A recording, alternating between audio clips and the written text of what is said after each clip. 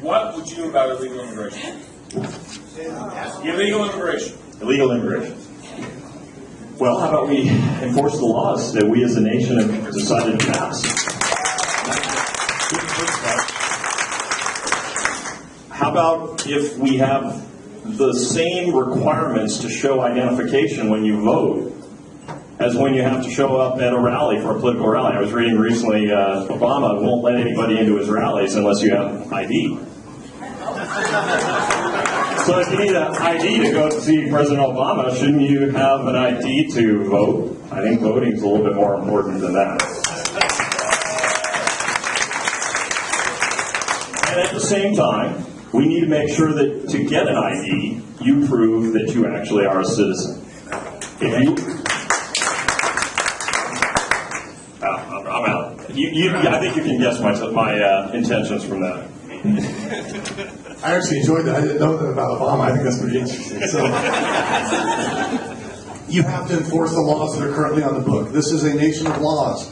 People come here because the opportunity that this constitutional republic provides because we abide by our laws. And you have to be willing to say that in mixed company. And the only person that attended a rally down in Shawshannock, Tacoma, where the crowd was completely Latino, and there were a lot of illegal immigrants in the room. And I was willing to stand up before them and say, yes, I will enforce the laws that are on the books. That means if you get caught, I'm willing to send you back. They didn't want to hear that. But if you can articulate to them that the bounty of this nation, the freedom that it provides, only exists if we abide by our laws, they will be reasonable and listen to that. You just can't pander to them anymore. The second thing I would say is build the fence now. Build the fence now and don't change the subject. If you look at this national debate, they always want to move it from, well, let's build the fence, but then they talk about comprehensive immigration reform, and then they never build the fence. You bail the water, or you plug the hole before you bail the water. So build the fence first.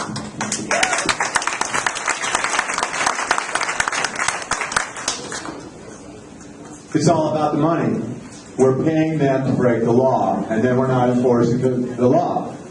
We have to quit paying people to break the law. We have to quit giving welfare, free tuition in colleges. We have to quit patting them on the back for breaking the law. It's as simple as that. It's always about money, and unless we reduce the economic motivations for the illegal immigrant to come into our country, unless we raise the risk to them for doing so, we will lose this battle. Another important point, allow the states to enforce the border laws consistent with the United States laws when the United States has abdicated their constitutional responsibility, as they have now. And there's an important Supreme Court ruling pending in that regard involving Arizona. It should be down next week. I hope it goes Arizona's way.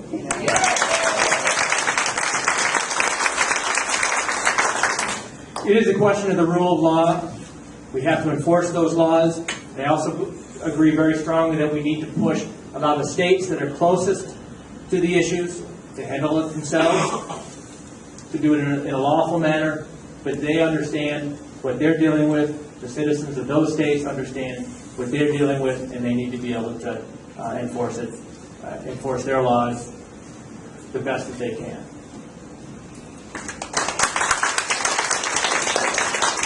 All right, Jesse. Being in the House, you would not. Why would you say that? That's right. No, I'm not fine. I think I can be heard. You're in the House, you would not be voting on Supreme Court justice, but Doug just mentioned the Arizona case. We also know the Obamacare case is coming down next week.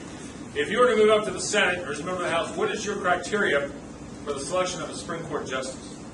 What would you look for in a person in Senate of the court? They would have to abide by and be willing to abide by the original intent of the Constitution.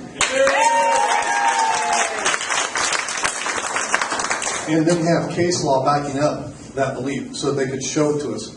We don't want another David Souter, who was appointed by Bush the first, but then basically was a turncoat and then didn't really care about upholding constitutional principles.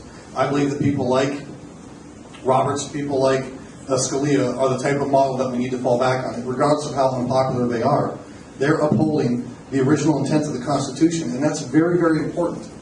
Also, as a senator or as a congressman, I'd also be willing to go out and, as your congressman, meet with high school students, meet with all of our young kids and explain to them the importance of our Supreme Court justices and why original intent is so important for their future freedoms and their future economic viability.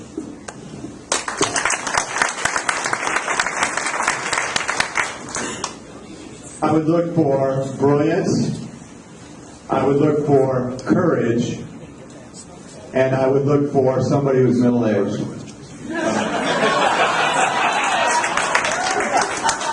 And for courage, I think we have one of the most courageous men who's ever served in public life as an example, Clarence Thomas. If I can find somebody like him, I'm on it. And of course, we also have to have the brilliance of Scalia and Alioto. We have to have that, and before them, Robert Bork, who was so rudely treated. But we also have to be tough with the opposition, and we have to vet the liberal fools that they keep shoving down our throats, and we have to smear them with their record, their hypocrisy, and their foolishness.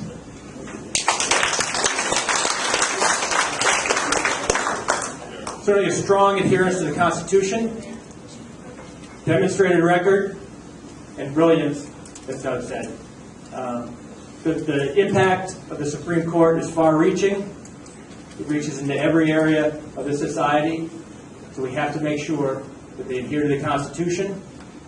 They're not going to be swayed by emotion, the emotions of the day, and they have the intelligence to understand the far-reaching impacts of their decisions.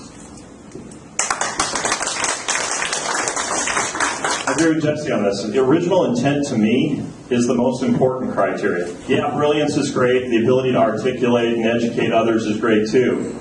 But if you're convincing them that the Constitution is a living, breathing document that you can make mean anything you want it to mean, we have enough of those. The left always seems to stack the deck with those. We need to go the other direction. When we have the chance to put somebody in power, we need original intent. We need somebody who's going to bring us back towards what the Founding Fathers had as a vision for our nation, not steer us clear away from it. So I would look for original intent, and we don't have to moderate. We don't have to make them happy and have a middle of the ground person. They never do. So let's play their game. Let's have